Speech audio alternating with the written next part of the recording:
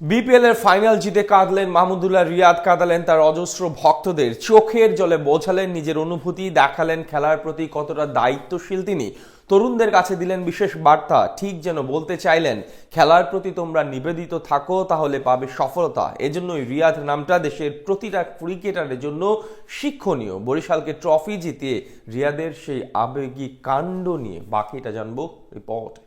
আল্লাহ বিশ্বাসকারীকে কখনোই হতাশ করেন না। যারা মহান সৃষ্টিকর্তার উপর ভরসা রাখেন তারাই সফল হন। কথাগুলোর মর্ম আপনি তখনই বুঝবেন যখন একজন মাহমুদুল্লাহ রিয়াদের এই দৃশ্যগুলো দেখবেন। একজন রিয়াদ দেশের ক্রিকেটে কতটা শিক্ষণীয় চরিত্র সেটা তো আমি আপনি সবাই জানি, সবাই মানি। ঠিক আরো একবার ক্রিকেটের প্রতি নিজের নিবেদনটা প্রকাশ করলেন গতকাল ফরচুন বরিশালকে ট্রফি জিতিয়ে। খেলার মাঠে শত চিত্র থাকে, শত ঘটনা থাকে, কিছু কিছু আমরা প্রত্যক্ষ করি, কিছু জিনিস আবার পরোক্ষভাবে অঙ্কন করি।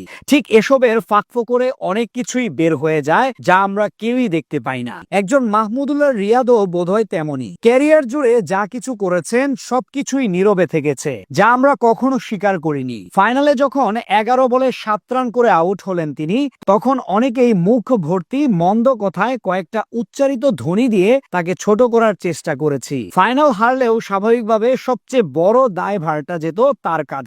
তাই তো দলকে বিপদে ঠেলে দিয়ে সবচেয়ে বড় আত্মতুষ্টির অভাবে ভুগেছেন রিয়াদ। মাঠের বাইরে বারবার হয়তো একজন আল্লাহকেই ডাকছিলেন আর বলছিলেন এবারের মতো তুমি রক্ষা করো। রিয়াদের ফাইনাল ম্যাচটা বেমানান হলেও টুর্নামেন্ট জুড়ে সফল ছিলেন তিনি। ব্যাট হাতে পুরো বিপিএল এ 140-এর উপর স্ট্রাইক রেট এবং প্রায় 35 গড়ে ব্যাট চালিয়েছে। একজন 39 বছর বয়সী ফিনিশারের কাছে এর চেয়ে বেশি আশা করা মানে বোকামি। সবকিছু পূরণ করার পরেও এক ফাইনালের জন্য সবাই যখন তাকে ভুলে যাচ্ছিলেন, তখন মহান সৃষ্টিকর্তার কাছে আশ্রয় খুঁজছিলেন রিয়াদ। অবশ্য এতে বিফল হননি। তাই তো ম্যাচ শেষে আবেগ আপ্লুত হয়ে চোখের জলটা আর ধরে রাখতে পারেননি। রিয়াদের চোখে এমন জল আপনি কমই প্রত্যক্ষ করতে পারেন। সারাটা জীবন শুধু দলের জন্য, দেশের জন্য লড়াই করেছেন। 2023 বিশ্বকাপের আগে যখন তাকে নিয়ে বেফাস কর্মকাণ্ড করলো, যেভাবে অসম্মান করেছিল তৎকালীন পাপন বোর্ড, সেই সবকিছুর পরেও নিয়ন্ত্রণে রেখেছিলেন চোখের জল। তবে গতকাল আর তা পারেননি।